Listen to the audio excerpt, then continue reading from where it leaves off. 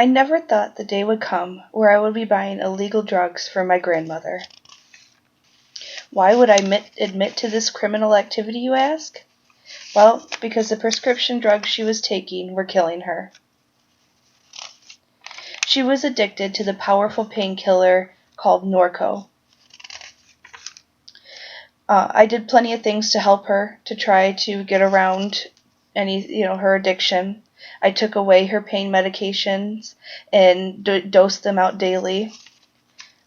She would take too much if I left them at home with her.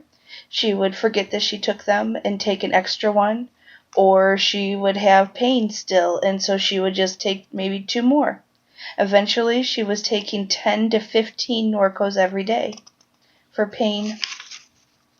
She lived in an apartment building for seniors where the seniors liked to pretend to be doctors, and they would share prescriptions and prescribe each other things and diagnose and all sorts of craziness. And this brings me to the fateful day where I purchased marijuana for my grandmother.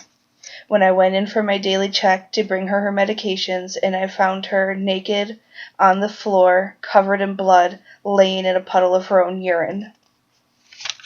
That day I tossed all her pain medication and her sleeping medication, all of it gone. I told her doctors not to prescribe anymore, and after a conversation with the apartment management, she only was taking the marijuana brownies that I gave her to control her pain and her sleep. Now, my grandma was not the typical stereotype of a drug addict that you would imagine. She was a 75-year-old woman, and she was in pain. She never took them to get high, but she needed more and more to control the pain that she had every day. To be clear, I am not promoting marijuana use. My focus is on prescription drug abuse.